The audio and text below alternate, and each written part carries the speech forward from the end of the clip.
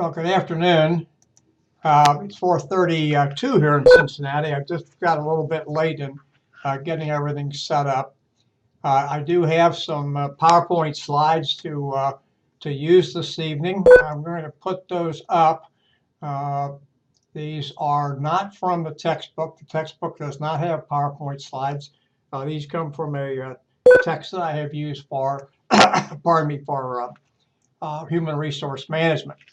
And I'm just going to put that up and leave that up for some period of time, and we'll get to the slides as we need to. This is the first lecture for Human Resource Management 316 Employee Selection and Staffing. I have sent each of you an email. I know that several of you have already posted an engagement assignment. And I apologize for asking you to do it again. We are trying to track a certain type of student. None of you are mentioned as that type of student. And we can only do it by having the engagement assignment uploaded to the coursework assignments page. So I know that some of you have already at least two of you have already done that, and I appreciate that you took the time to do that. I hate to ask you to do it again, but I must. So if you could please take care of that and have that uploaded by next Wednesday, the 14th, which is also the date that the first assignments are due, which is your responses to the Abercrombie and Fitch case, and also to what's affirmative action. I'd like to take this time right now just to mention to you that in talking about the Abercrombie and Fitch case, you may be interested in going to Google or another type search engine and typing in Abercrombie and Fitch federal court cases. One or two of you had talked about in the forum section, I just glanced at that earlier today, about the Abercrombie and Fitch case, and you may be interested. I'm not asking you to go back and do it again, but you may be interested in the fact that Abercrombie and Fitch is in trouble again with similar type actions, and so you just may be interested in reading that, although that does not have direct bearing on the case for discussion, which was the pardon me, discrimination case, but it does have bearing on perhaps this is something that's endemic in Abercrombie and Fitch's psyche. So tonight we're going to talk about, give an overview of chapters 1 through 4, and we will discuss some more of this in greater detail at chapter 3 specifically in week 3, and I'm going to talk extensively about the Griggs versus Duke Power case and some other things, legal ramifications we have in employee selection and staffing.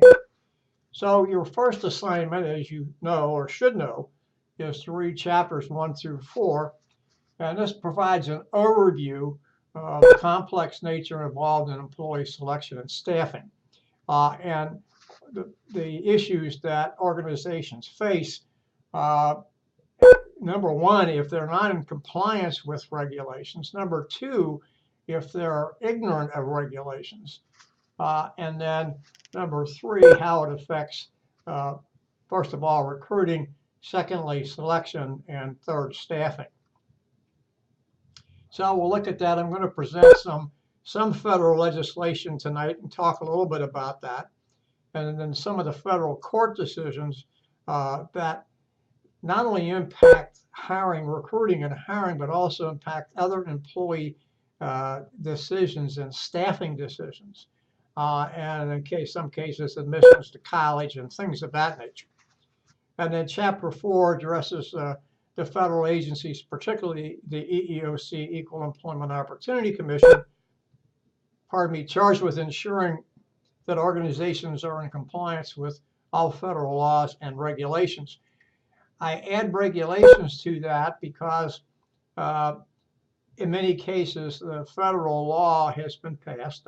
Federal law is enacted by the United States Congress and then signed into law by the president.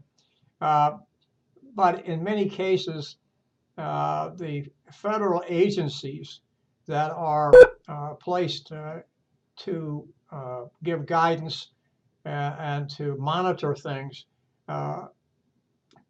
bring out regulations that have to be followed. Regulations, in most cases, simply augment the regulations, the laws that have been passed. And of course, then the Abercrombie and Fitch case, which I think you'll find very interesting. I'm going to make a little bit different than what I normally have done with the forum discussions. I normally have cut the forum discussions off at the due date time, which is 11:50 p.m. Eastern Standard Time next Wednesday. I'm going to allow additional conversation beyond that. However, that does not mean that your assignment does not have to be in by 11:50 p.m. Eastern Standard Time next Wednesday. Your assignments are posted, they're dated. I know when they come in, but what I'm trying to do here is, and I had this from a student at the last session, leaving the forum discussions open longer so people can respond past the due date, either to me or to another student, or maybe to another student and to me. We like to foster as much conversation as we can. Now, your grade will be based upon your original post. However, additional posts can add meaning, can add to understanding, can show different people's perspectives on things. And while that will not affect your grade, it does show that each of us is learning from all of us, and we're moving forward in our grasp and understanding of complex issues, which I think each of these issues that I've posted, each of these cases that I've posted on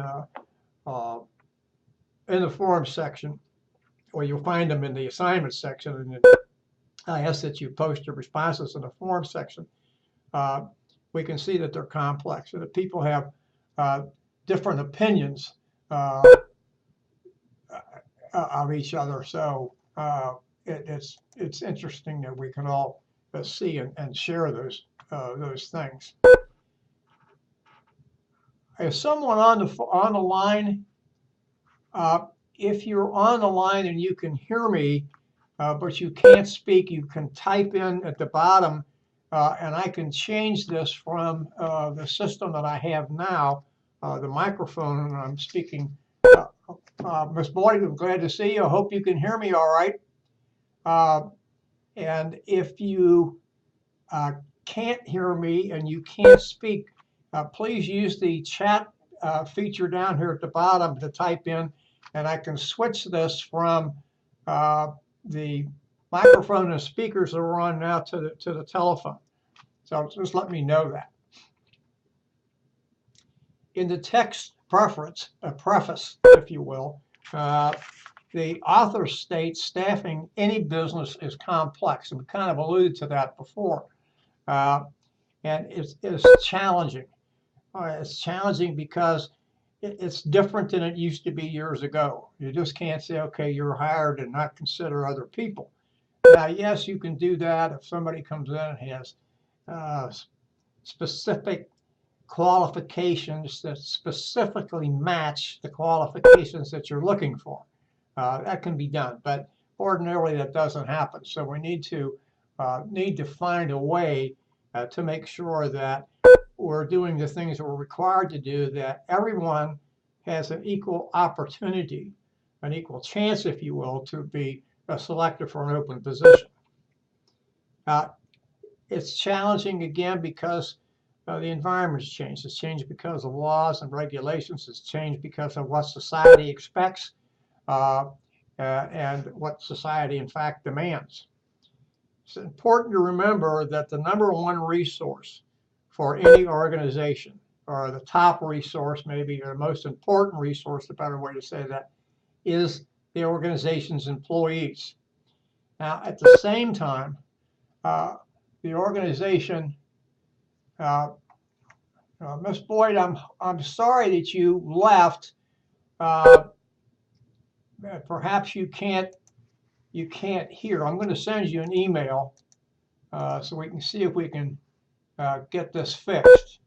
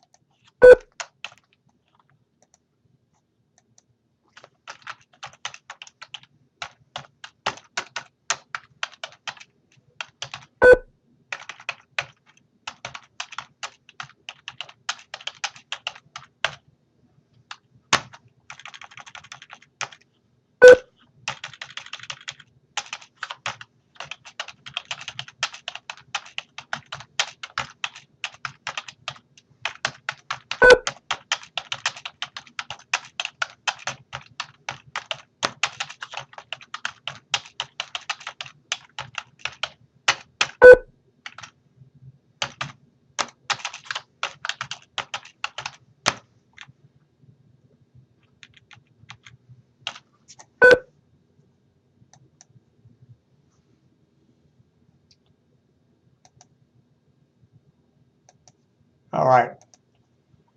We're back. Just want to make sure that everybody gets the opportunity to participate in this as much as possible. It's important, if at all possible, for you to attend. It's important to me because you get a chance to ask questions in real time. I can answer them in real time, and we can move forward. Employees, as I mentioned, are the #1 resource, the most important resource, but they're also the most expensive. So it is very important that organizations do their recruiting and selecting, and then recruiting, selecting, and then eventual hiring correctly the first time, so they don't go through additional expense.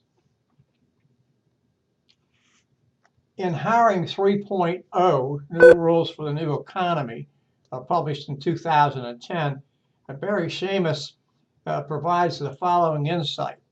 He says staffing presents new problems because old solutions to staffing are out the window. Competition is global today, and it comes in a variety of faces. Because the old rules no longer apply, it's important for organizations to be diligent in their hiring practices.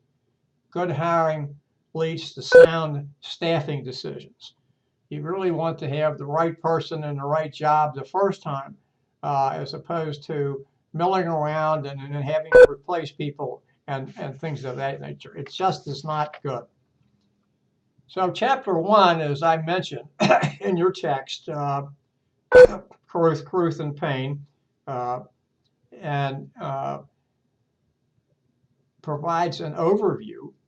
Authors provide a broad definition of staffing on page 1, states it is the process of determining workforce needs and in filling open positions with people who are qualified. Perhaps a better way of saying that, with people who have the requisite qualifications. That sounds very simple. Putting a round peg in a round hole. But in fact, it's not as simple as it sounds. It's a little bit different. So the ultimate goal, of course, as I've mentioned a couple of times already, to have the right people with the right qualifications in the job in perpetuity. So you're not going back and creating a wheel every time you have to hire. To do the staffing function right means there are no gaps in critical positions. Now, someone will say to me, well, we shouldn't have gaps in any positions, and I would submit to you that is correct. You should not. But it is more important that you keep the critical positions filled. Now, those are the positions that you have to have filled to make the organization work. The other ones are necessarily good. You need them. They're support people or whatever they happen to be, but they're not performing the critical tasks, if you will, to keep the company afloat, to keep it moving forward, to keep it focused on its mission, goals, and objectives. So that's why we talk about the critical positions have to be filled in perpetuity.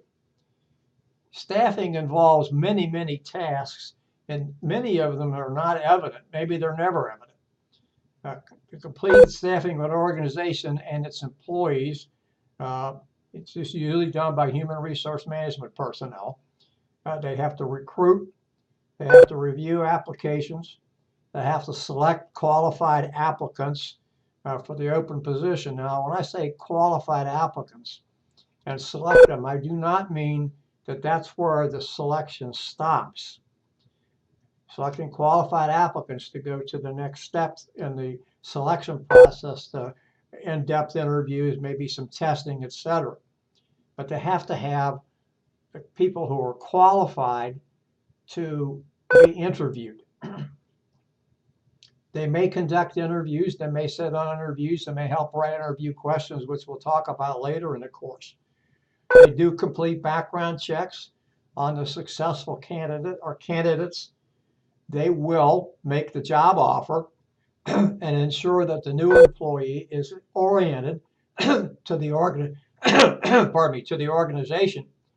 And then they will do the best to make sure that the employee is oriented to his or her department. Now that's very critical. There are two steps to orientation as far as I'm concerned. One is orientation to the company, and part of that is filling out the necessary forms, receiving the employee handbook, maybe listening to some stories about the company, how it was founded, its founders, its successes, where it expects to go, et cetera, et cetera. And that may take several days. And normally speaking, human resource folks, if it's a medium to large size company, like to do that sort of en masse. They like to have more than one person involved in it. Then the next critical piece of that orientation is handing the employee off to the department chair, department chief, supervisor, manager, whatever that person's title is, and making sure that he or she is going to go through a department orientation. Now, where the person understands the task he or she is to perform, gets a introduction to the physical surroundings in which he or she is going to work, meets his or her compatriots, peers, etc. So it's very important that the orientation cover more than one thing, cover more than just that filling out the forms and getting some of the stories. Many other factors impact staffing decisions and processes. Some of those are outside the organization's control, and some of those outside the organization's control, and we'll talk about these more in depth, are the quality of the local workforce. It has to be skilled. It has to have the correct education level or levels to make sure that it is able to supply to the organization the type of employee it's looking for. The economy also impacts that, both the national economy and the local economy. Any union involvement, pay, benefits, and other aspects of the local community are all impact on that. The internal environment, again, we'll talk about that a little bit more later. Factors such as the organization's mission and values, current workforce matches for open positions, management philosophy, and internal climate, internal working climate is what I'm talking about here. Each of these must be carefully considered in any and all staffing decisions.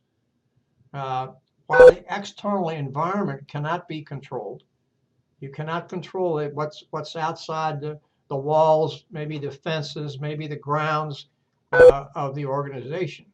That can't be controlled, but you can control the internal environment. And perhaps it needs to be addressed and corrected prior to implementing staffing changes. Now we'll spend some more time examining those, but there are some other things we need to consider in the staffing organization. So a lot of this comes to recruiting, direct costs, come in the form of salaries, equipment usage, advertising, agency fees if you're going to use an employment agency, and perhaps relocation costs. Many times that happens for upper management positions. The authors, Caruth and Payne, state, based upon a Bureau of National Affairs survey, 1% of an organization's operating expenses are devoted to staffing, usually in the guise of recruiting. And while that percentage may not be high, it's important for us to understand that these expenses are incurred per each individual hired. So it's not 1% across the board. It has a cumulative effect. And a significant portion is expended on persons not hired. So we have to think about that. We bring all these people into an interview. And by the way, some years ago, I saw a piece of data that says you have to have 6 people in the interview process to hire 1. There's indirect costs. Most of these stem from what I term as lost time. Time that people spend interviewing applicants. Now, they're not candidates yet, they're applicants, and then eventually they become candidates. So you're taking a supervisor away from his or her job. You're taking the people in HR away from other things that they would normally do. We have lost production time. You're taking a person away from his or her job. That's just downtime. Time spent in training, new employees for the job. And often when you do that, there's material waste as you're showing people how to do certain things. You have a lot of scrap. That usually is associated with employees and going through on-the-job training and then learning to do things right. Most companies cannot account for that amount of money that's lost in these various situations. One of the reasons is because the money's already budgeted, but it's not budgeted to the things I just mentioned here. It's just budgeted to perhaps recruiting and selecting.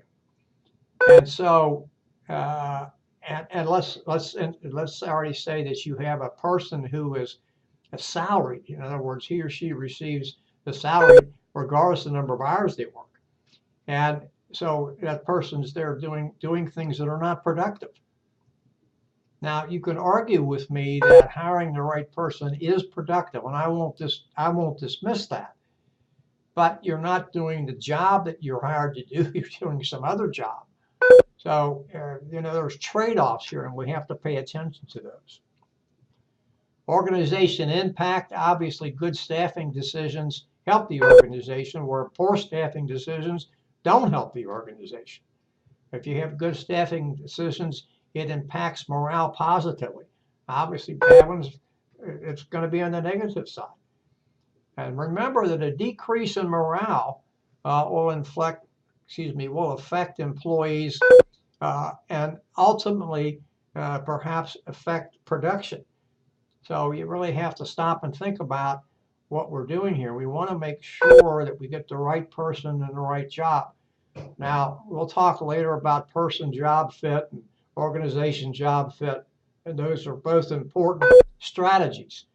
But it's necessary for a company to get the right person in there, whether they're doing person-job fit or organization-job fit. Legal considerations. We could spend all day talking about legal considerations. Those come from laws on the books, from the regulations and policies implemented by organizations like the EEOC. Staffing decisions simply have to be in compliance with the law. And if they're not in compliance with the law, there's going to be problems. There could be problems for the individual hired. There could be problems for the organization. There may be lawsuits based upon incorrect hiring. We often complain, many of us do, that the law intrudes on our everyday lives. And that may be true to some extent, but staffing decisions must be contemplated and completed by paying attention and making sure we're paying attention to the law or to the laws. Some states add to what the federal government has put. Some municipalities do that as well. So if we have to staff with the best, the most qualified and the brightest employees, we have to pay attention to the law, because if we don't, we're not going to be able to do that. So we have to also make sure that each and every person who is qualified and who has applied has an equal opportunity of being selected. That we can't just say, well, we don't like the way you tie your tie, we don't like the way you comb your hair or something else. We have to do things that pass muster. And we'll talk more about some things in the past that have caused organizations problems. Not necessarily specific organizations, but we will talk about some of them. Figure 1.2 in your text provides an example of the staffing system.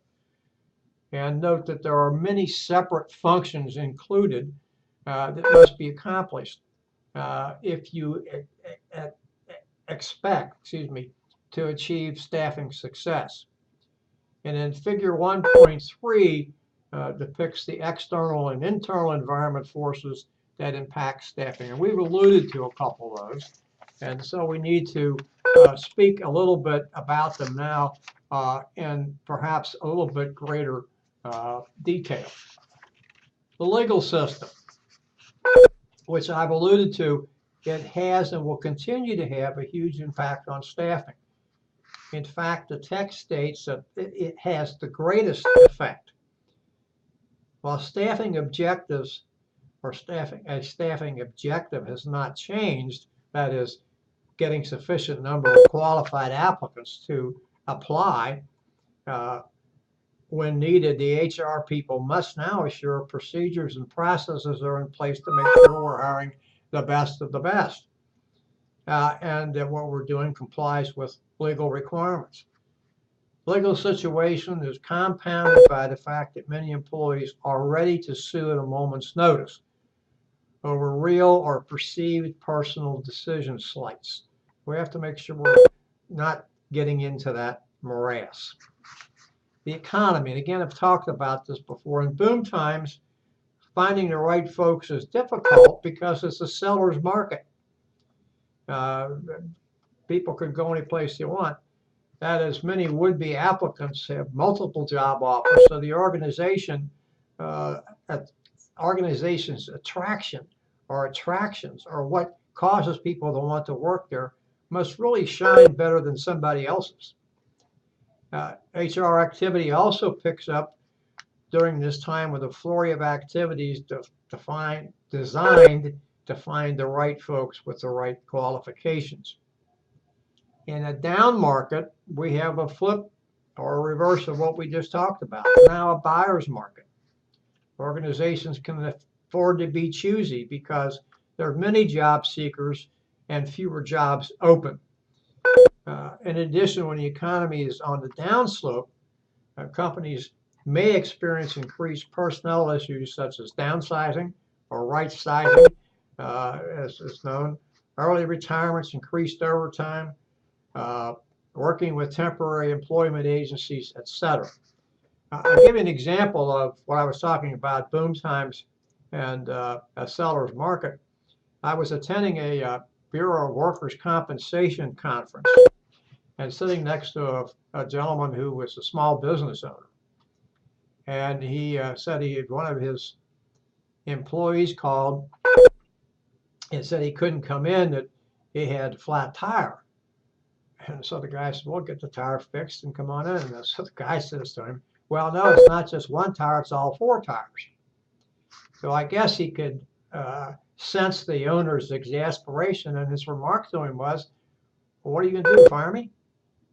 He was going to be able to find another job very quickly because we had a very high unemployment, very low unemployment, and seller's market. He's going to be able to sell his characteristics, experience, and qualifications to pretty much the highest bidder. Now that goes back to the late 1990s or early 2000s, when we did have what many economists felt like was full employment.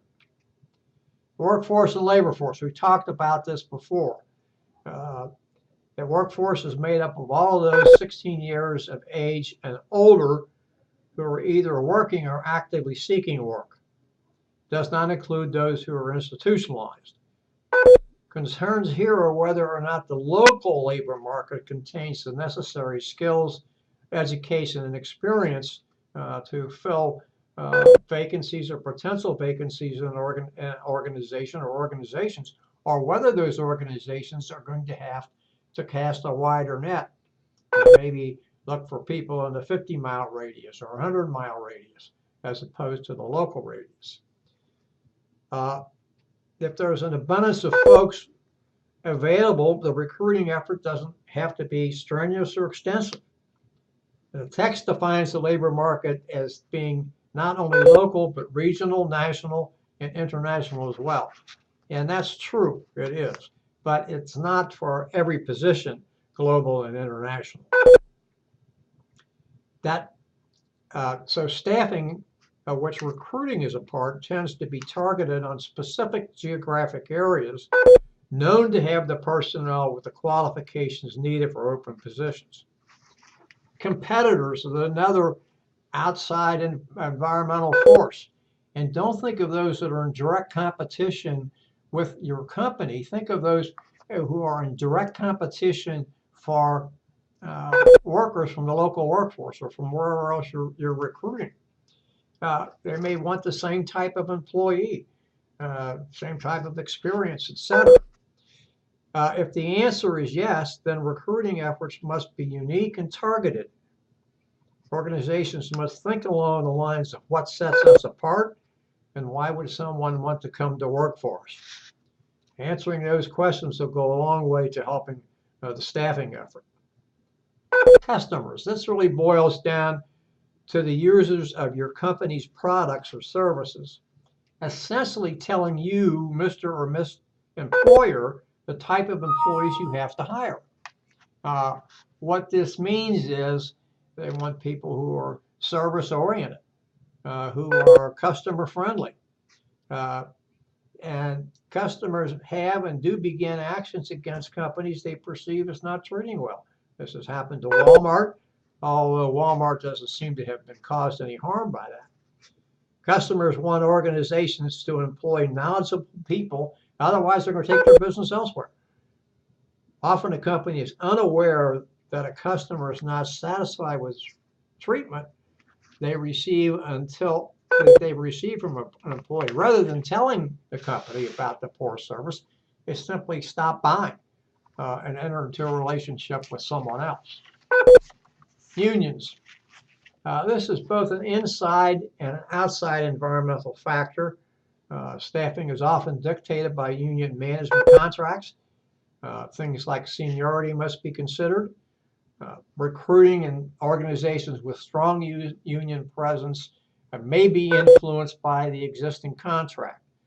The process and personnel decisions are also affected.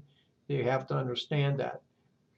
And then society, your text presents factors, but the most important is that society, especially society in the company's area of operations, expects the organization to be a good corporate citizen. That is, that the organization is fair in dealing with its employees, with the local government and citizens, and it's a good steward of the environment and of the scarce natural resources. Lean manufacturing, as it's not in your text, also known as lean production, is a business model that emphasizes eliminating non-value added activities. And that parenthesis is waste, while delivering quality products on time and at the least cost with greater efficiency. While the environmental benefits of this type of manufacturing are not the primary benefit, they do become part of this process, and that is a societal benefit. Now let's look at some internal considerations. Mission, values, and objectives. These tell what the company is and where it's going. It is these three things that influence each and every activity that the organization completes. Notice the example given in the text. Company A tends to be visionary and wants to be on a cutting edge of technology to improve its products, processes, procedures, and increase efficiency. Company B, on the other hand, is a follower and does not want to be seen as a risk taker. While the staffing procedures for both organizations are essentially the same, their efforts to find and attract talent will be markedly different. Company A wants people who are creative and think outside the box, whereas Company B is looking for solid, dependable people who will accept the status quo. So that is something that your company is going to have to overcome. Policies. In this piece of the environment, now we're talking about the internal environment here.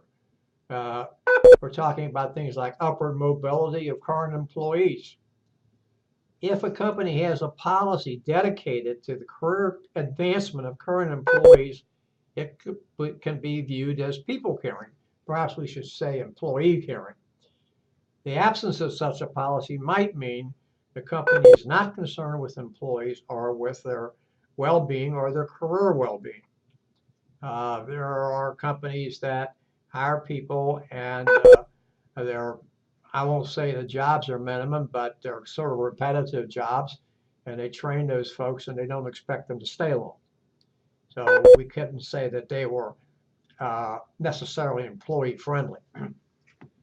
The organization climate speaks to people, employees. Does the organization foster motivation? Are employees given broad tasks and duties and then supplied with sufficient resources to complete the work? And left alone to accomplish the work and the tasks associated? Are jobs challenging and well designed? Is employee satisfaction high? Is turnover low? All of those things not only affect the organizational climate, and they eventually affect each individual employee. If the answer is yes, the climate's positive. If no, it's just the reverse. And it shows again that the organization cares little for its employees. Number one resource, don't forget. Management philosophy stems directly from the organization's mission, values, and objectives, and ties in with the preceding pieces of the internal environment. Management actions speak louder than words. You want people to do as you do, not as you say and don't do. It's viewed by employees as positive. Caring employee output will be superior. And of course, the reverse is true as well. Other functional areas, these fall into what Fred Hertzberg, now again, he's not somebody who's mentioned in your text, calls hygiene factors. You may want to look at these as maintenance factors. Hertzberg says the following job context factors are causes of job dissatisfaction. Among them are organizational policies, quality of supervision, working conditions, relationships with co-workers, etc. Hertzberg goes on to say that if these and other hygiene factors are corrected, it will not increase job satisfaction, but it will decrease job dissatisfaction. So it's important that companies pay heed to these factors and ensure that dissatisfaction is not on the rise. Not necessarily an easy thing to do, but very important. Now, we talked about the internal staffing decisions affected by mission objectives and goals, etc. And I just want to carry this forward a little bit more. Are qualified employees considered for our open positions? we have to make sure that we're thinking about this, because a company does well when it promotes someone from within who is qualified. Now, of course, that creates another open position somewhere else, but it gives employees the knowledge, perhaps the insight, that if they work well and they do a good job and they show potential, they're going to have a good chance of moving up within the employment ladder at the organization. If in fact those kind of policies are not there, chances are the individual is going to look for employment elsewhere. Chapters 2 and 3 deal with federal employment legislation and federal employment court decisions, and will be covered more fully in next week and in week 3. Chapter 4 speaks to the Equal Opportunity Employment Commission and its employment compliance procedures, and also information on affirmative action programs. I'll talk a little bit about affirmative action toward the end of tonight's lecture. Chapter 2 outlines and discusses significant pieces of federal legislation or laws that affect employment. The earliest of these, although not well enforced, were the 13th, 14th, and 15th Amendments to the United States Constitution that were enacted shortly after the Civil War. Now, I'm going to speak at greater length on these in chapter when we get to week 3, 2 weeks from tonight. 13th outlawed slavery, 14th guaranteed equal protection for all citizens, and the 15th conferred the right to vote on black males. Civil Rights Act of 1866, based on the 13th Amendment, granted blacks the same rights as white citizens, specifically that they could hold property and enforce contracts. It's important to note that federal courts interpreted employment as a contract, and they have subsequently ruled or decided in the same fashion. So if blacks were denied employment on the basis of race, it was considered discriminatory. Now, I want to pull up a few slides here for you so we can look at. Important to understand about legal, not so much safety, but legal. It provides guidance to organizations of how to treat employees, making sure they're treated fairly, and complying with the law sort of saves the organization a lot of money. They either have to spend on defending themselves in court or have to pay out if there was some sort of legal decision that went against them. These are various employment laws we can see here. I'll come back to that in just a second. But there are some other laws that I'm going to speak about. I'm not going to speak about these too much, although they're very important. Civil Rights Act of 1964, the Civil Rights Act of 1991, and we have age discrimination, ADA, equal pay, Family and Medical Leave Act, and then Executive Order 11246, affirmative action, which I'll talk about a little bit later here this evening.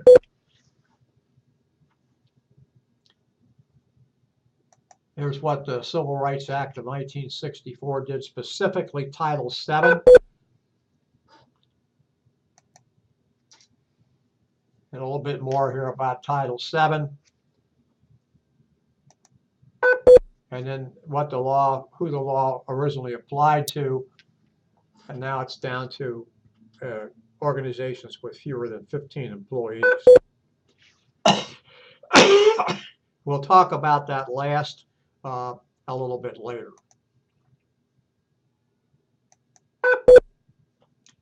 So, some of the acts that I want to talk about are the National Labor Relations Act of 1935. This gave employees the right to join a union. Previous acts of Congress had not allowed unions to be formed. As a matter of fact, in some cases, they were outlawed. And among other things, the act forbade employers from instituting yellow dog contracts, which said that when an employee signed on that he or she agreed not to join a union or try to start a union. Social Security Act of 1935, as amended, required employers and employees both to pay equally into a system established for old age benefits. Now, I want to stop right here and tell you that Social Security was never designed as a retirement system. It was designed as old age benefits, disability, and unemployment compensation. Sole proprietors must pay, when they pay into Social Security, they must pay double. They pay once as an employer and another time as the employee.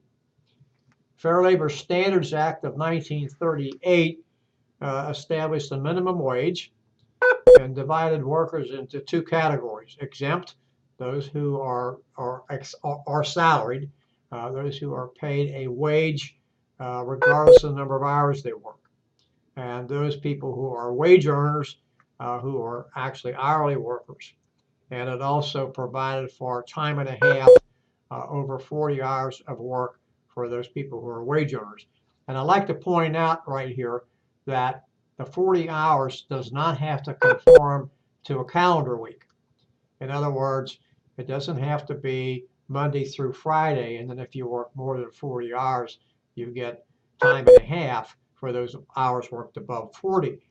Now, it can be anyway. If a company's work week is Tuesday through Saturday, that's what it is, 40 hours over and above 40 hours Tuesday through Saturday.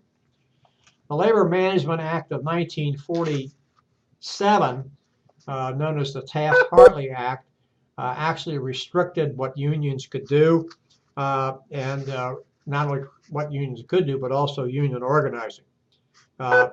Among other important parts of this was protecting employees from having to join a union, outlawed the close shop, and granted employees the right to decertify a union, and provided means for the government to intervene in a strike. That does not happen very often. It does happen occasionally. Most of the ones that I'm familiar with is when the strikes were going to affect national security or some other issues with the national government and affect a lot of people. The last one that I really know that happened was the President Eisenhower, goes back to 1960, issued a cooling off period in a steel mill strike or a steel workers strike. And then what that does is that orders workers back to the job for 80 days, known as a cooling off period, that allows them to work through the management labor negotiation issues. Someone might say, well, President Reagan did this in 1981 or 82 in the Air Traffic Controller strike. It was not quite the same thing because President Reagan issued an ultimatum to the union and said it's illegal for government workers to strike. I expect you to be back on the job at whatever day it was. Those of you that don't return will be summarily dismissed. And that's what happened. Equal Pay Act of 1963 kind of was overcome by the Civil Rights Act of 1964. Simply states that gender can not be a bearing for the pay rates of males and females doing the same job. Essentially, it's equal pay for equal work. And like I said, it became less significant after passage of the Civil Rights Act of 1964, specifically Title VII. And then we know what Title VII did. I had this up on the slide here a minute ago.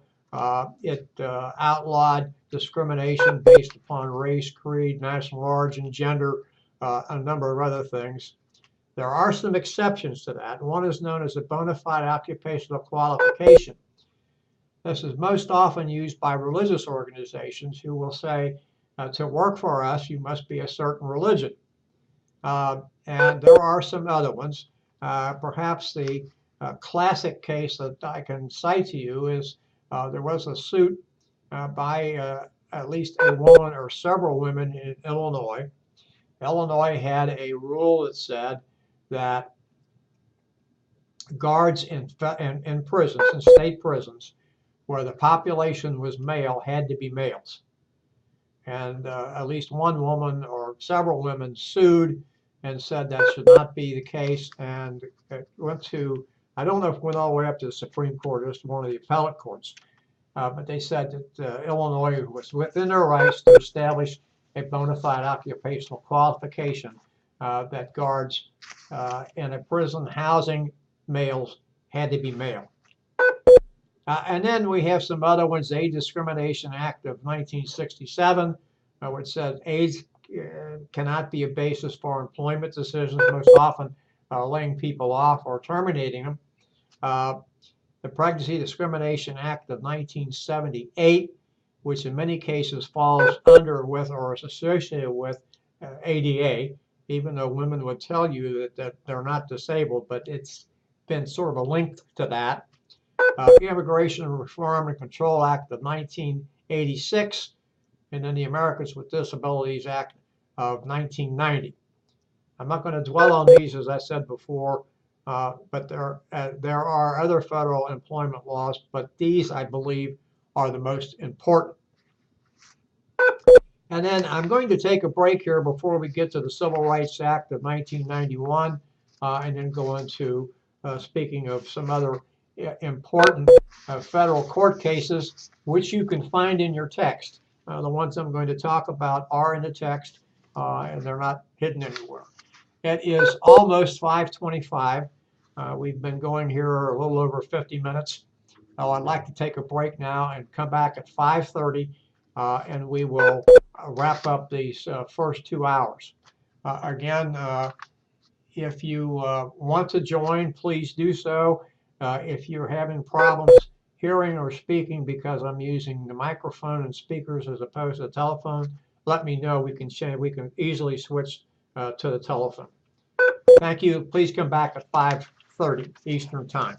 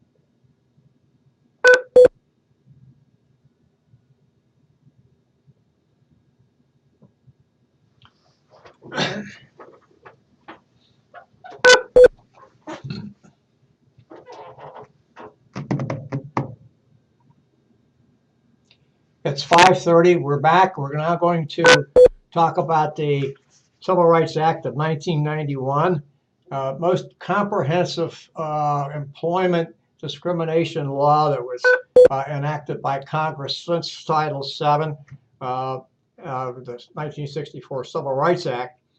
And perhaps it was the most sweeping employment legislation ever enacted by the United States Congress. Among its important provisions are that employees who believe they've been discriminated against in hiring and staffing decisions based upon race, creed, etc., can seek a trial by jury and seek damages.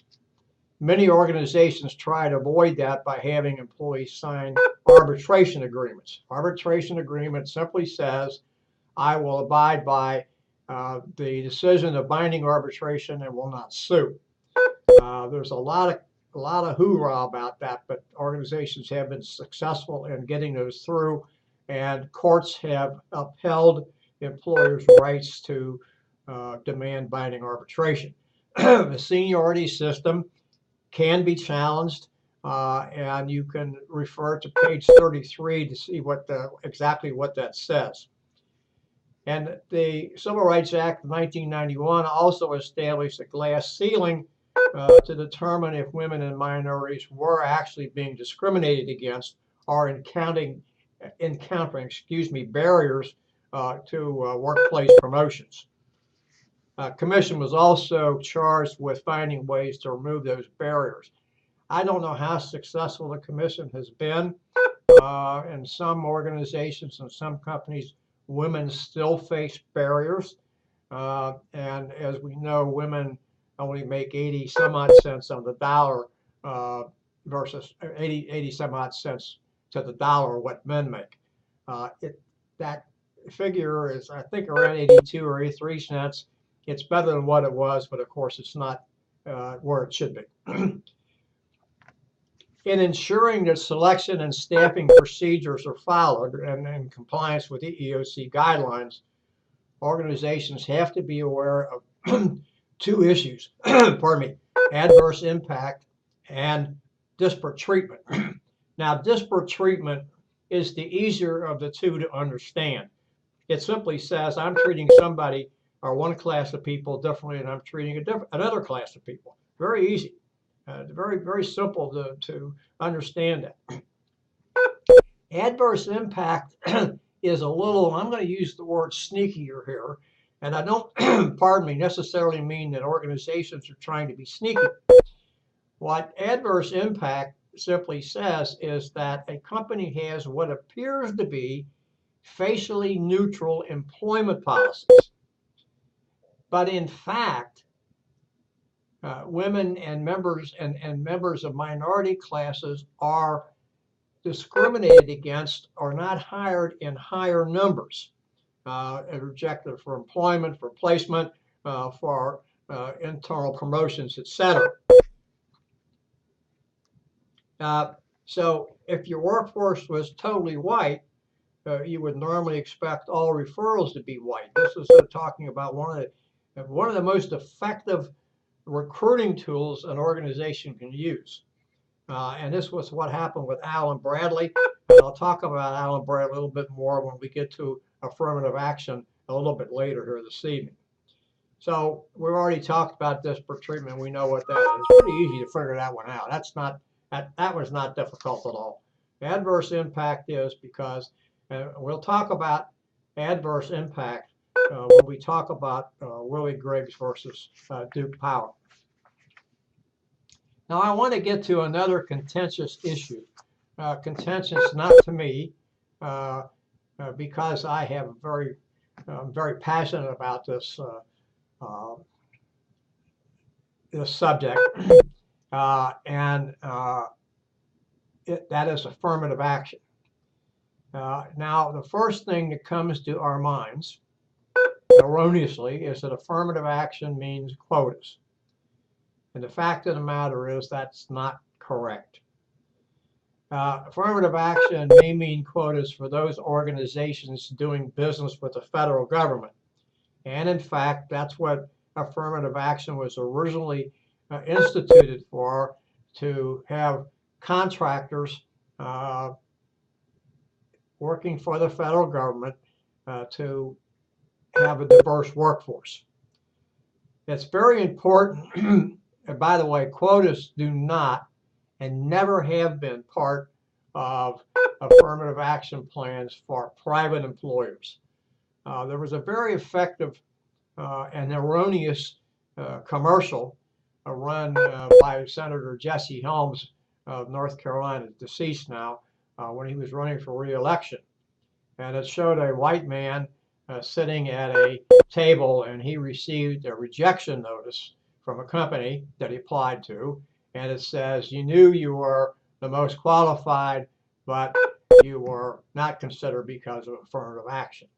That just was a blatantly false advertisement, and yet it helped Senator Helms be reelected. So why should organizations other than the federal government, and let me go back here, affirmative action came into being by Executive Order 11246, signed by President Lyndon Johnson in 1965. President Johnson signed this this executive order, which has the force of law but has not been enacted by Congress.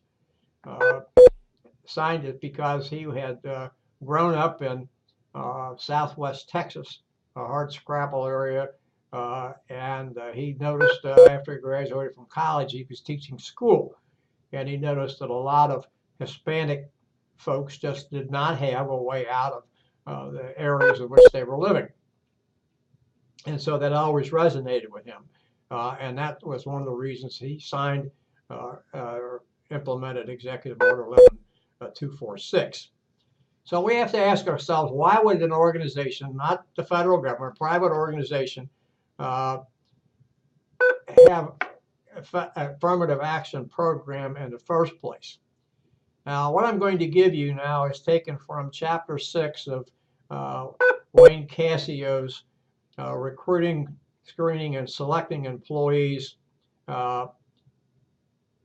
from his text, Managing Human Resources, Productivity, Quality of Work Life, Profits. Second edition goes back to 1989.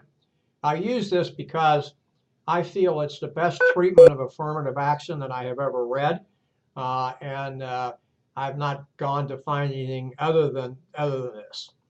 Cassio says there's 4 ways to develop legal recruiting policies that achieve a balanced workforce. Notice he did not use in that definition the word affirmative action. So he says there's 4 ways. The first is passive non-discrimination. We treat everyone equally, but in all personnel decisions, but there is no attempt to actively recruit minorities and other protected classes. The second is known as pure affirmative action, a concentrated effort by an organization to expand the employment pool so no one is excluded. However, the decision to hire is based on the best qualified. So we're going to hire the best qualified regardless of his or her ethnic background or gender. Affirmative action with preferential treatment.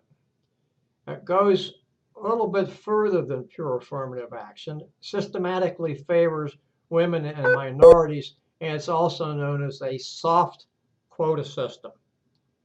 And finally, number 4 is hard quotas, and we don't have to give an explanation because it's self-explanatory. Quota means quota. Most organizations, government and private, dislike hard quotas. Passive non-discrimination misses the mark, and this is what got Alan Bradley in trouble. Alan Bradley was cited by the Secretary of Labor in 1968 for a lack of hiring minorities. Preferential hiring goes against Supreme Court decisions, and that state that personnel selecting decisions must be made on a case-by-case basis. Race and sex can be taken into account as one factor in an applicant's favor. This was reported by the New York Times in an article on July 3rd, 1986. Can be found on pages A1 and B9. If you don't read the New York Times, A1 is obviously the first page or front page, and B9 is its business section. So that leaves us with pure affirmative action as the best answer. And in the labor market, that can be the only answer. Remember, our labor market is free. We don't require people to hire XYZ. Today, many people believe that affirmative action is passé, that the United States has sufficient laws on the books to prevent hiring discrimination. Yet, as you will see in the Abercrombie and Fitch case, it points out, and even with laws we have, discrimination is an everyday occurrence in the workplace and elsewhere. You know, discrimination is us. We discriminate against someone or something. Now, discrimination in and of itself is not bad. We discriminate every day when we make choices. When we discriminate against a class of people based on their national origin, their sex, their race, whatever, that's wrong. We're not looking at the person. We're not looking at what he or she can do. We're not looking at their experience, their expertise, their education, skill level, anything else. We're just saying you belong to that group and that group is out. So we have to remember that discrimination comes from people, and we have to change philosophy. We can enact laws, and we should enact laws, but we also have to change philosophy, and that's a very difficult thing to do. And by the way, when I say that, I don't want you to think that I'm saying that there's anything right about discrimination. I'm not. What I'm saying is that we do need the laws. The laws need to be enforced, but we also need to change people's philosophy, their thinking. That's important. That's difficult.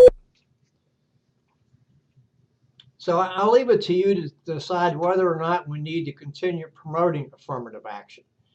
You're free to make a post about affirmative action, but it's not required, although I encourage you to post comments on items of interest throughout the course. You may do that. Affirmative action is under fire today. I mentioned that before. And in fact, the United States Supreme Court did hear a case brought by a woman in Texas. She alleged that she was denied enrollment to the University of Texas at Austin due to affirmative action quotas. At an earlier part of this century, and I'm going to read that particular case or cases, the Supreme Court ruled that it was permissible for universities to use race as an admissions criterion. That was a 5-4 ruling, and of course the court has changed that. By the way, admissions criterion, but it could not be the sole criterion upon which someone was admitted to a university, and we'll talk about that as well. So we need to be careful here. I probably didn't tell you enough about Allen Bradley, but what happened to Allen Bradley was Allen Bradley had a internal referral program. And because Allen Bradley had an almost entirely white workforce, everybody who was referred to Allen Bradley was white. Now, as I mentioned, having an internal referral program for potential employees is really good, because there are two things that are at play here. Number one, the employee will not refer someone that he or she thinks is not going to pan out well. And number two, the employee who comes in who's been referred is going to work extra hard not to let his or her compatriot down. But Bradley had virtually no blacks who worked for them, and so they kept recruiting that way, and they were not recruiting minorities. In other words, what happened to Allen Bradley was its workforce did not reflect the labor force in the community in which it operated, Milwaukee, Wisconsin. Chapter 3 discusses federal court decisions that impact hiring and staffing. I'm going to review some of those, but not the Griggs case, which I'll talk about at greater length in week 3. Albemarle paper versus Moody. In this 1975 case, the court reaffirmed its position, by the way, the U.S. Supreme Court, reaffirmed its decision on the use of employment tests. So you need to look at the Griggs case, which was previously mentioned, and I'm going to talk about greater length in week 3. What this decision said is tests must be related to the job what the company is trying to fill. Performance appraisals are in fact employment tests, and employers must assure that performance appraisals directly relate to the job. So the standards that the person is being measured against have to be the standards of the job. The employer must show that any employment test is job related. In other words, the employer can't say, well, this is what we want to use. The employer must show that it is job related. And a job analysis is critical in that it can be used to demonstrate the validity of employment tests. One thing that I want to mention to you about employment tests is employment tests have to be both reliable and valid. Reliable means that it will produce the same or similar results time after time after time after time. Valid means that it is testing what it's designed to test. We'll probably speak about reliability and validity later in the course. Don't get after me because I repeat that, because it's very important to keep that in mind. Washington versus Davis. This particular case had a number of ins and outs. The district court ruled for the District of Columbia. A federal appeals court, overturned that ruling, but the district court's decision was subsequently upheld by the United States Supreme Court.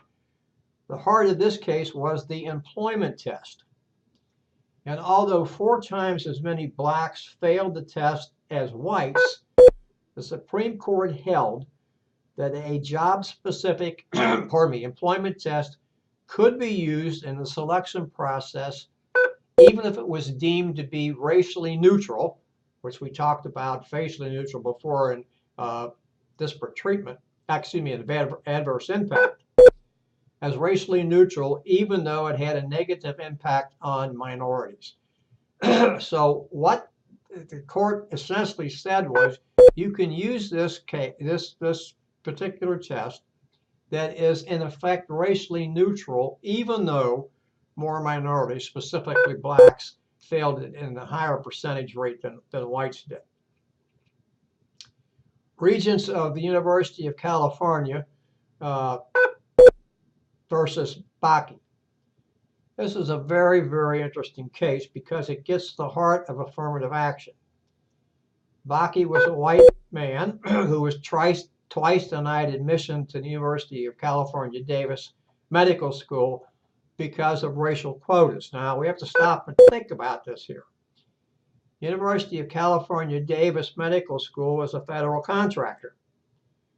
So they reserved certain number of slots for minorities, and Bakke was not admitted, even though his scores were higher than some who were admitted. Note that prior to the United States Supreme Court ruling, the California Supreme Court stated that Bakke must be admitted and that the set-aside slots for minorities was not constitutional. While the Supreme Court did decide in Bakke's favor, it did not settle the reverse discrimination suit.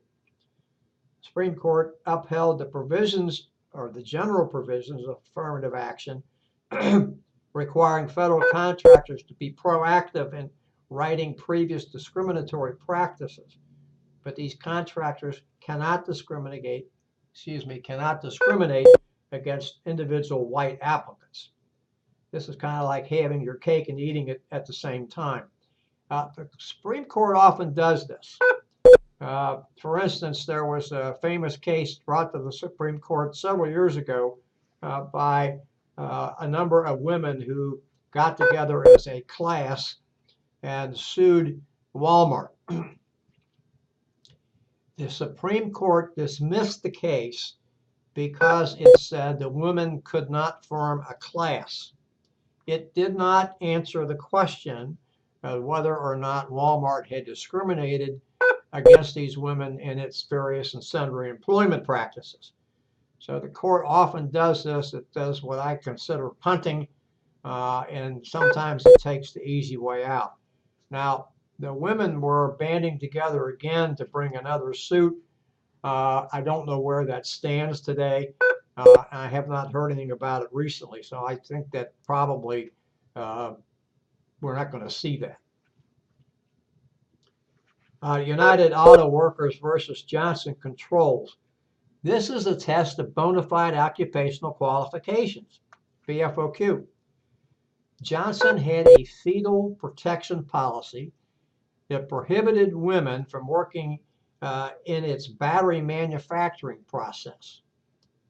Policy was implemented after 8 women employees became pregnant and at the same time had high blood levels that exceeded health standards, actually high blood lead levels.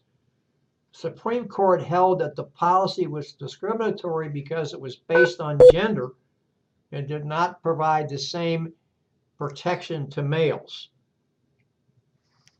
Now I'm going to pull up a slide here for you. We talk about these.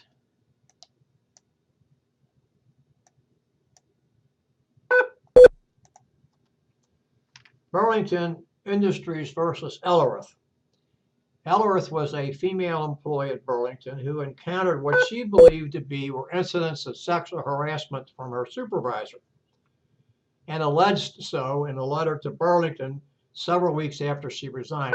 Now, one of the things you have to know here, and by the way, this case is in your text, this was not at Burlington's headquarters. This was at a location that Burlington had outside its headquarters. Ellerith stated her resignation stemmed from the supervisor's sexually harassing behavior.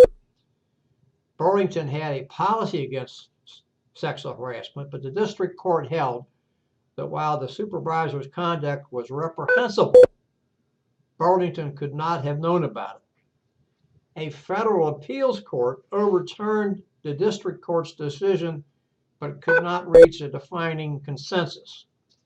The Supreme Court took the case and established guidelines for sexual harassment. Employers must be aware of these when instituting sexual harassment policies. Guidelines are quid pro quo. Here, an employee suffers a tangible adverse job action or actions as a result of a supervisor's threats. Quid pro quo is a Latin term which broadly translated means this for that. Any sexual harassment that does not fall under the quid pro quo criteria or definition is termed a hostile work environment. The hostile work environment scenario comes into play only when the actions are both severe and pervasive. Employers are liable for supervisors' behavior when they result in adverse employee actions against the employees, and may offer what is termed as an affirmative defense when the employer can demonstrate that it had a policy against sexual harassment in place, that the supervisors knew of the policy, and that the company took precautions to prevent workplace sexual harassment. We'll see this in the Torres versus NYU case. Now, here's what sexual harassment is. And notice that most cases of sexual harassment involve behavior directed at an employee because of his or her gender. That's called sexual harassment. And the court, I did not put this in here, but in the Sundowner case, the court did rule sexual harassment can occur, can happen in the same gender.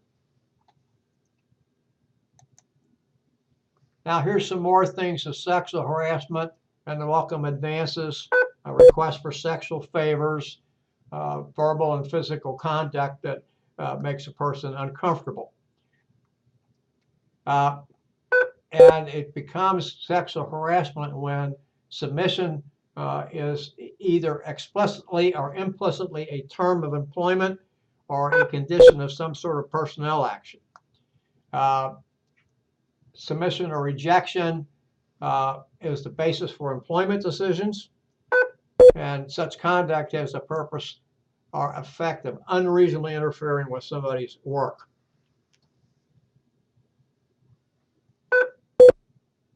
And then here's some more sexual harassment guidelines, a little bit more here on quid pro quo. They say something for something. As far as I was concerned, when I took Latin, it would mean this for that, but I won't get into that. It's not a big issue. Here is a little bit on the hostile work environment.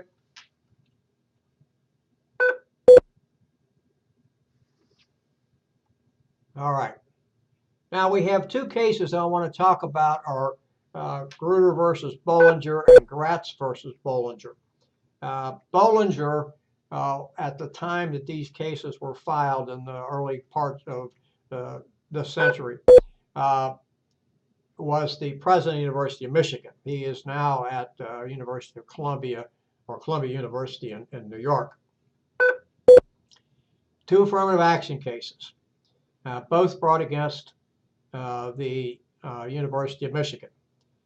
First is the University of Michigan School of Law. In this case, the Supreme Court decided that race may be used as an admissions factor, but it could not be used as a criterion, I should say, or a basis for a racial quota to assure a diverse student body. So what the Supreme Court here is saying, and by the way, Justice Sandra Day O'Connor wrote this one and the next decision. And some people used to accuse her of slicing the salami too thin. And you will notice this is sliced very thinly. The University of Michigan School of Law could use race as a admissions criterion or an admissions factor, but it could not use race to have a racially diverse student body. So, two fundamental questions to be answered. First, was a diverse student body a compelling interest to the state? And was the use of race sufficiently narrow so as not to be a deciding factor?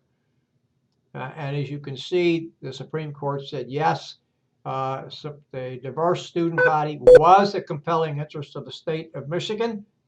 It was in its interests, and race was not the deciding factor. In the next case, Gratz versus Bollinger, race was a deciding factor.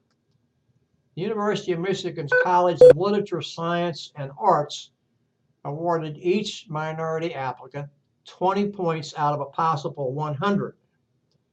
In effect, every minority high school graduate was almost certain of admission based upon those 20 points. And here, as I said before, race was the deciding factor. And Justice O'Connor wrote for the majority, it does seem that the Supreme Court spoke out of both sides of its mouth. Well, no.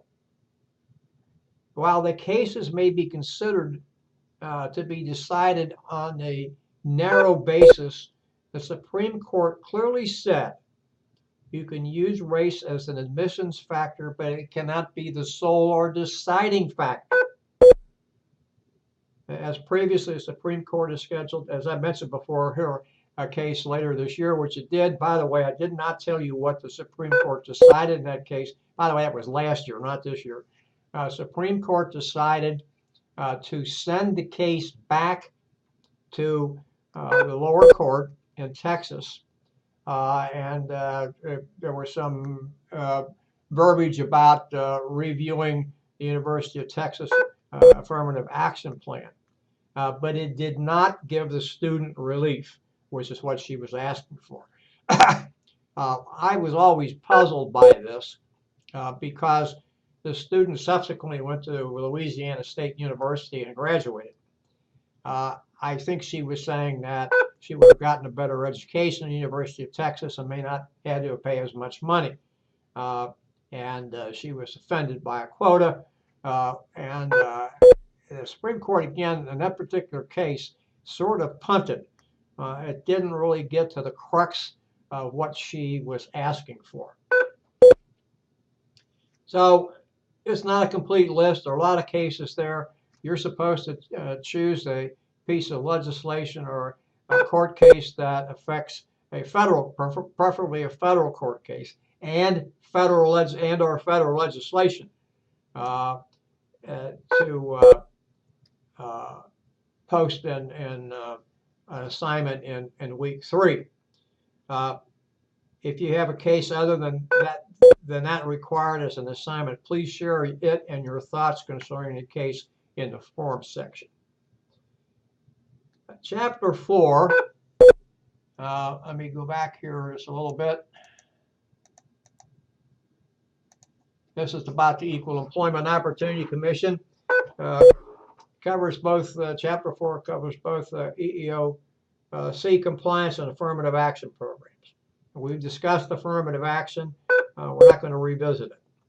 The Equal Employment Opportunity Commission, EEOC, was implemented after the Civil Rights Act of 1964 was signed into law. Actually, we had EEO prior to that, Equal Employment Opportunity, and it was a piece of the Act of 1964. And then EEOC was established to ensure employers were following the guidelines set forth by the EEO portion of the 1964 Civil Rights Act. We'll examine some of these issues that come before EEOC, but first we have to speak about the most important policy guidelines. EEOC, in conjunction with several other federal agencies, published the Uniform Guidelines on Employee Selection Procedures. An important clarification in the guidelines defines employment test. The complete definition is on page 73 in the text. But in essence, the guidelines say any factor used in employment selection is considered a test. In addition, tests don't require validation, but if employer practices or policies unfairly discriminate against minorities, causing adverse impact, they are considered illegal. Employers have two methods available to demonstrate that employment procedures and policies are not discriminatory. First, they can demonstrate that the tests used are valid and that they are predictors of success on the job. Many people will tell you that employment tests are actually predictors of unsuccess or failure on the job, and that's okay. As long as they do that and they're an accurate predictor. Furthermore, employers must show that the relationship is so strong that failure to use it would cause the employer's training costs to be exorbitant. In other words, what it's saying here is if there's some doubt about this, the employer can show that if they did not use this test, they would have to develop more training development programs, which would be too costly for the organization. Second, firms can use BFOQs. We'll talk about BFOQs a little bit later here. Not tonight, but we will talk about BFOQs somewhat later. Now, we know, because I talked about this before, not because I talked about it, but what's in the text and what I did mention, that BFOQs present challenges to employees because courts have interpreted BFOQs on very narrow parameters. For instance, because most women cannot lift a specified weight does not mean that all women cannot lift the specified weight and should be excluded from employment consideration. Now, years ago, that I can tell you, I was working for an organization, and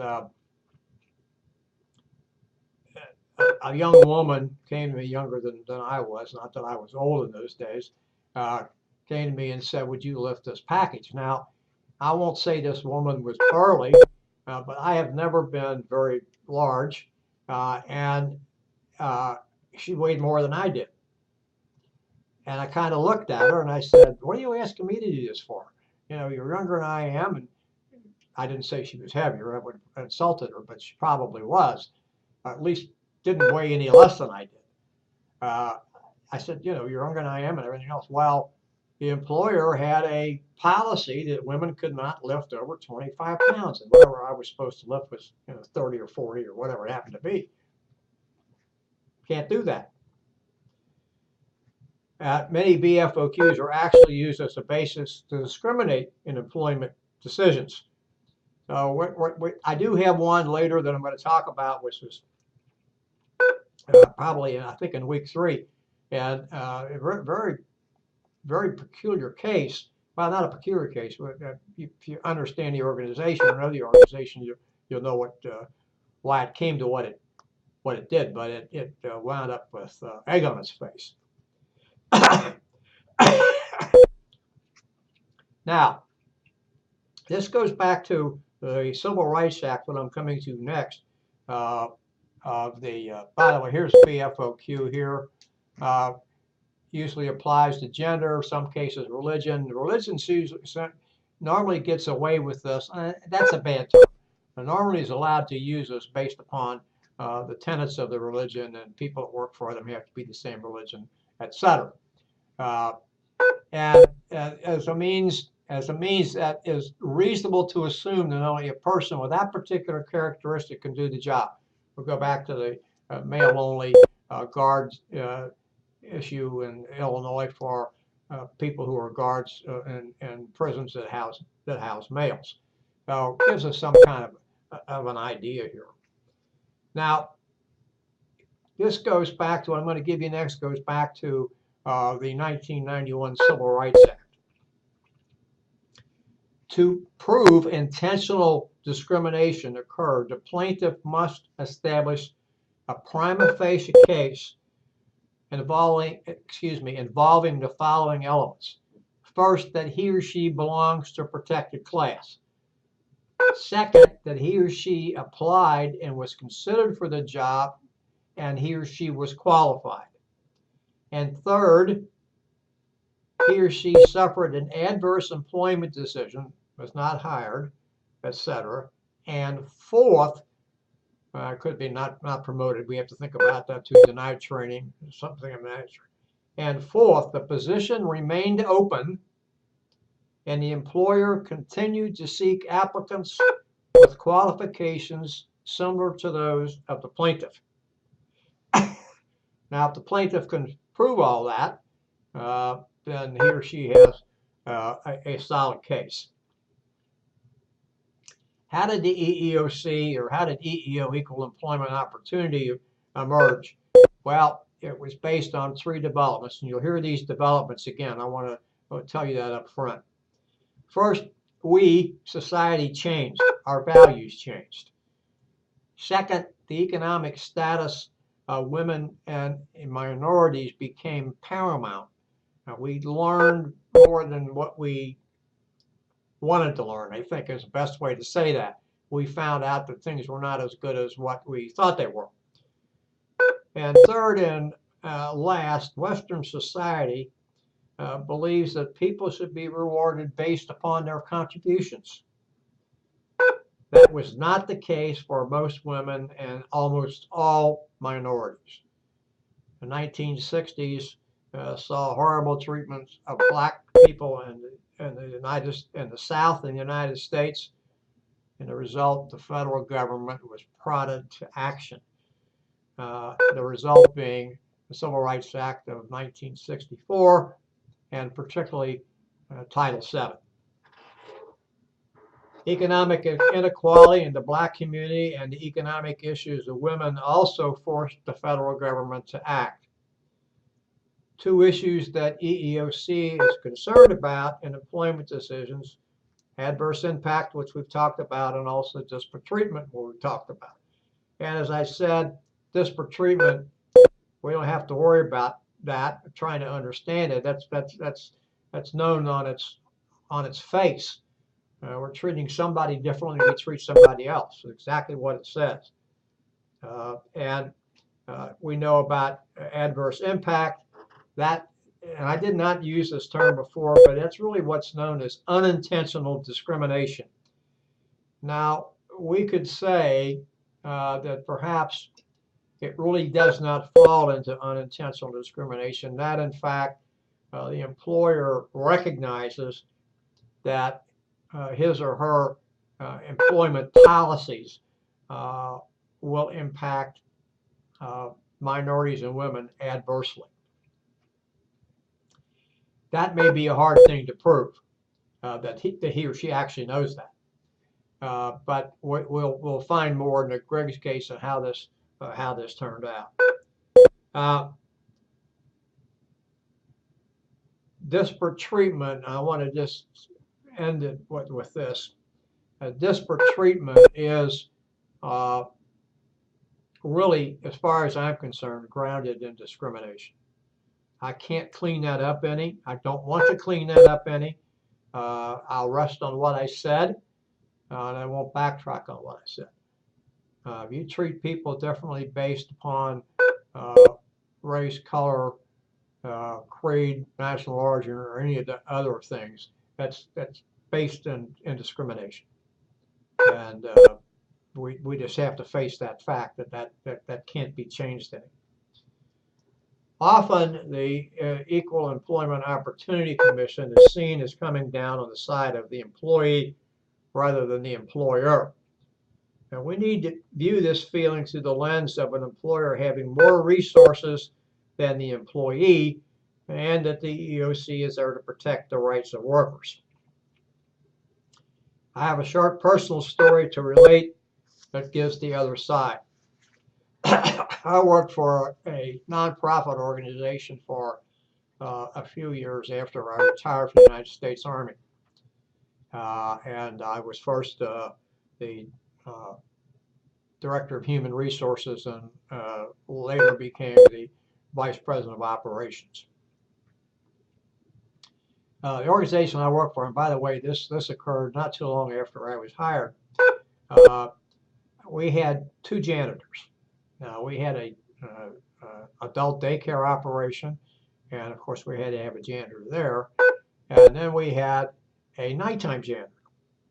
And the nighttime janitor came in after the facility was closed for the day. We was closed at 4:30 in the afternoon. And that's when he came in.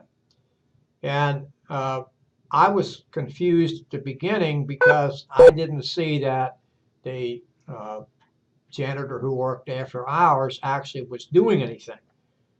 Not that I went around and inspected things, and the janitor did not work for me, but it was fairly obvious to me that there were no changes from the previous day.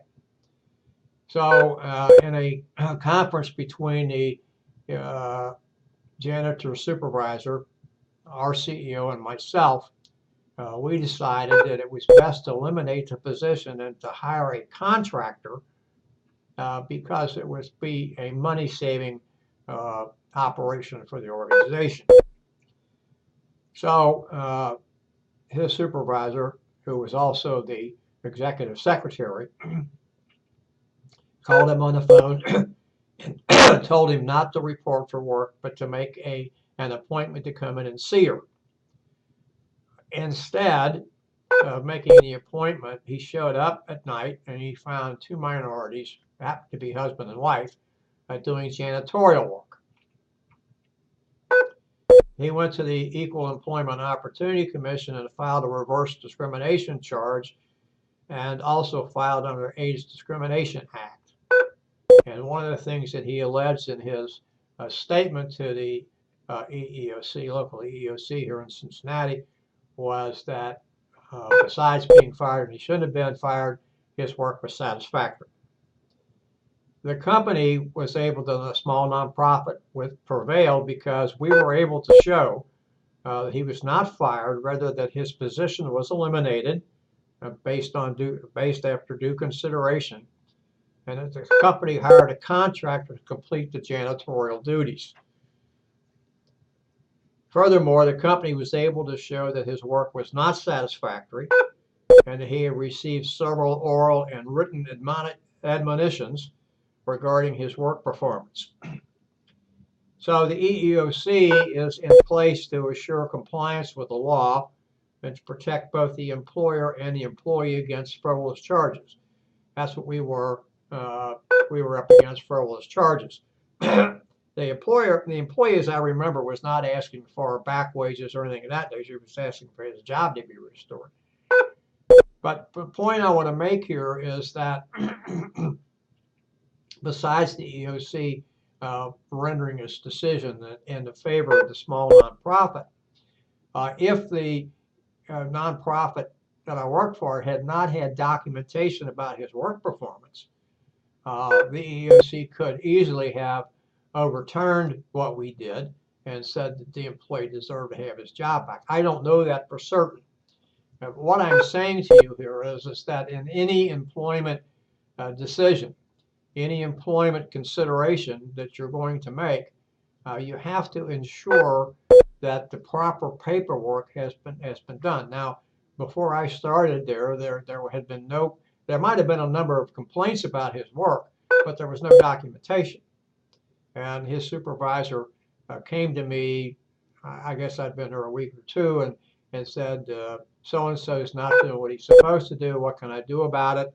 And I gave her some guidance to follow. One is to give him a verbal warning, make note that you gave him a verbal warning, tell him where his work's unsatisfactory, what you expect him to do, and then follow up with that. Well, she did that a couple of times, and then we got to the formal written statements. Had we not had that information, we have no idea what the EEOC would have done. But the point here is not whether we, the small organization, won or the small organization lost. The point here is you need to follow EEOC guidelines of what EEOC says, and there have to be policies, pardon me, policies in place at the organization that talk about adverse personnel actions, which is what we did. We eliminated a position, or adverse personnel actions that you take because someone is not doing the type of job that he or she is supposed to do, and then you have to tell them, okay, here's the job, here's the standard, the performance appraisals, but what the standards are. This is what you're doing. This is not satisfactory performance. This is satisfactory performance. This is what we expect. Failure to do that causes companies a lot of problems, and this is failures to do with what we talked about tonight: staffing and hiring and selecting and everything else. Company must have policies in place. It must adhere to those policies. The policies must be published. And so what the company is trying to do here, and any organization is trying to do, is be, number one, open and above board. Obviously, treat your employees with respect, but at the same time, you expect them to uphold the standards, to perform the standards, but they can't do that unless the standards are published. They know what the standards are, and they know what they're being measured against. This goes back to tests. Performance appraisals are considered tests, and we want to make sure that those tests are accurately put together. If they're not, there's going to be problems, and we have to face those issues. So there are a lot of issues here in employee staffing and that we're talking about here, staffing and selection. We have to pay attention to those issues. If we're a large company, we can get EEOC guidelines. We need to follow those guidelines. Smaller companies have a little bit more difficulty because they have problems doing it, but they can always go to online and see what the EEOC guidelines are posted there, but make sure that their policies are in compliance with those things. Don't do things off the hip because it sounds like it's good. It makes sense. Sometimes what makes sense isn't correct.